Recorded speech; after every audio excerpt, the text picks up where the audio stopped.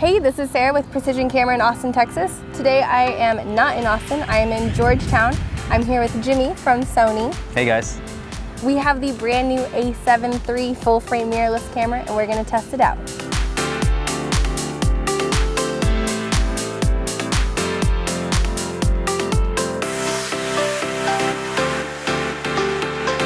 The camera has a 24 megapixel full frame sensor, similar to what we found in the A9. Yep.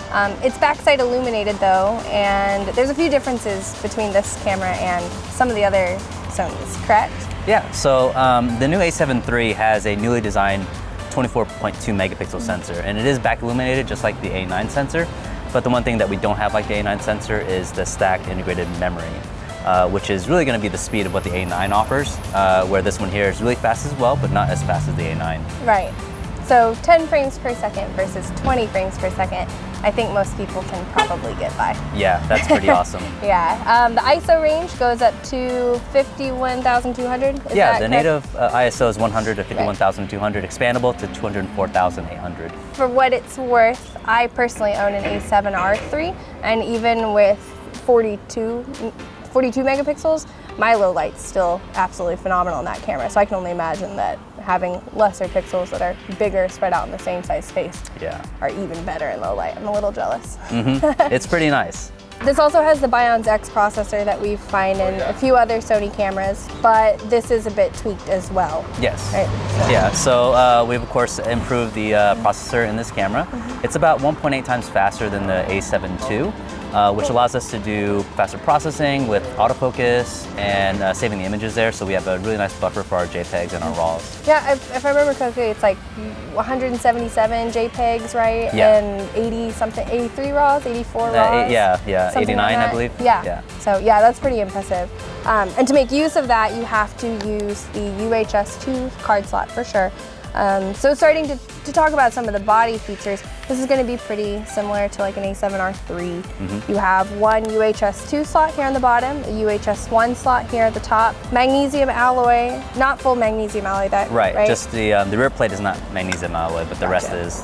Articulating screen, super bright viewfinder, fully weather sealed. And the ceiling's a little bit different though than some of the higher end, the A9 and A7 Yeah, just a little bit less, but definitely a lot better from the A7 II series. Cool. So we've got, of course, a lot of different interfacing with the camera for USB ports, USB-C 3.1 now incorporated, so you can do some really fast tethering, as well as charge it via USB-C. We also have a joystick, same ergonomics as an A7R3, so that you're going to learn to appreciate some of these changes that came from the A7 II to the A7R3. Absolutely, and even the joystick and having this bigger battery, which is probably one of the best upgrades for this whole generation. I mean, I feel like I never have to charge my battery ever. And let's go out and shoot. Okay. So similar to other A7 cameras, it does up to 10 frames per second. There's a high mode, but then there's also a high plus mode. What's the difference? So the high drive mode is actually 8 frames per second and does have a shutter blackout, where the high plus is the 10 frames per second with 0 blackout. So that's going to be really nice when you're doing subject tracking and doing continuous shooting. Cool, so let's test that out. We happen to have Zan with us. Hi. Do you mind skipping in front of this wall for me? Sure. Cool.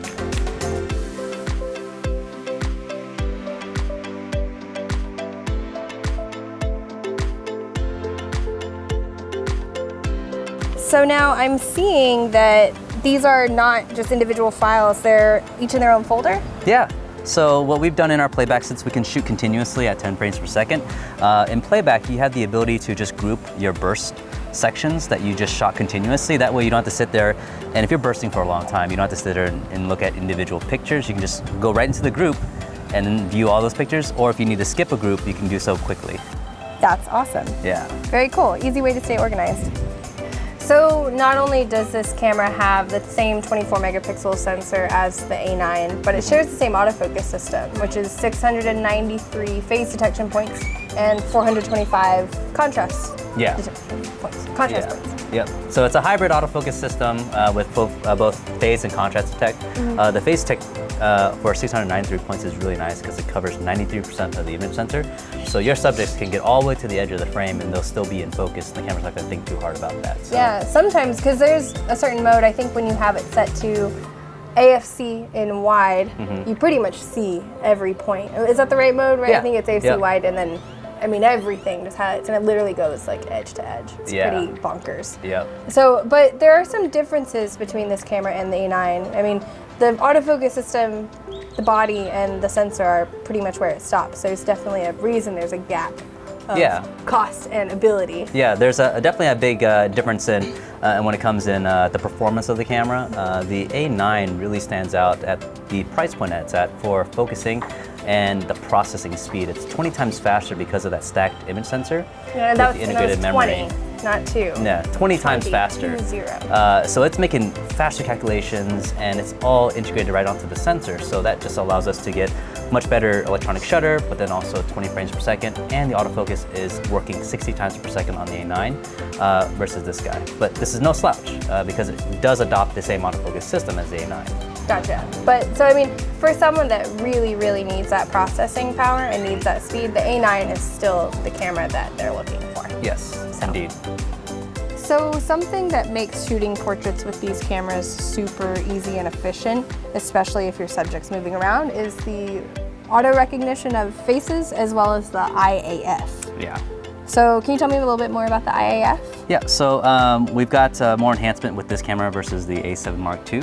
So the IAF works in continuous now, which is really nice to do subject tracking with your portrait sessions, where you're able to track the eye as your model is moving around and being more dynamic. But what's unique about the camera as well is that we usually have to pre-assign a button to IAF, but if you have fish priority set on the autofocus, if you just press the shutter button or the back button AF on, it'll automatically go to the eyeball. That way you don't have to think about... Nice, because I remember in older models, you used to have to assign. People would set the center button or something to be IAF, and now if it's on, face priority, yep, it's going to default to the eyeball. Cool. So that's one less thing for the photographers to worry about, which is really nice. Nice, cool. So we're going to try that with Zan. We're going to track her walking.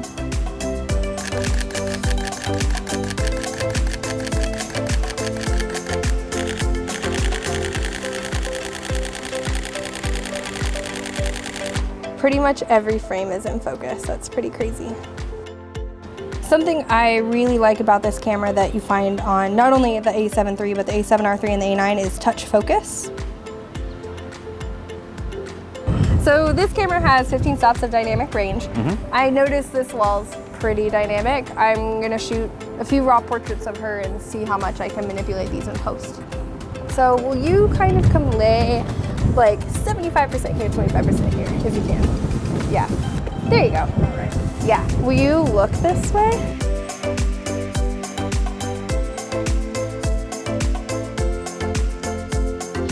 We also have some really awesome video upgrades to the A7 III from the A7 II. Primarily, this now does 4K video. Yep. It also does 120 frames per second in 1080. Yes. Which is awesome. Yeah. There's a few other awesome features, one of which is S&Q. I'm going to pass the video talk over to Jimmy to go more in depth. All right. So the camera does have hybrid log gamma as well, which is kind of a baked-in HDR capability. So that way it allows you to really color grade right in to the camera to do HDR, which has given us a lot of versatility. But it also does 14 stops of dynamic range when you're shooting in S-Log3. But the S&Q is really a nice feature with the camera because it can allow us to do super slow motion as well as more time-lapse type video. And something I like to point out about S-Log2 and S-Log3, which once you shoot in it you realize, but there is a set ISO base for S-Log2. S-Log2 is 800 ISO, S-Log3 is 3200 ISO. So easier to grade, but you are pushing that noise floor up a little bit.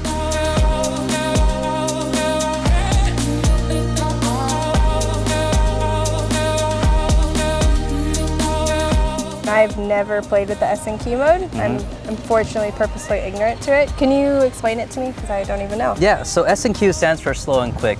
This is a quick way for you to set up a camera to just shoot a super slow motion shot where the file comes out in slow motion, or actually for quick motion as well. like a time-lapse video. So you get to set the frame rate from 1 frame per second all the way up to 120 frames per second. And the camera will capture that, but then the processor will render out the file as a 24p, 30 or 60p file. That way you've got it all set, ready to go, and you can take it to your editor and just plug it right in.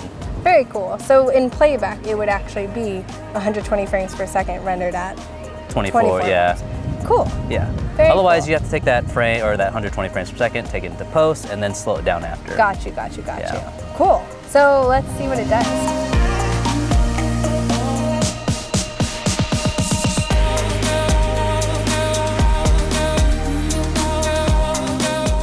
Did we mention this entire video has been filmed on an A7 III? Hey Todd.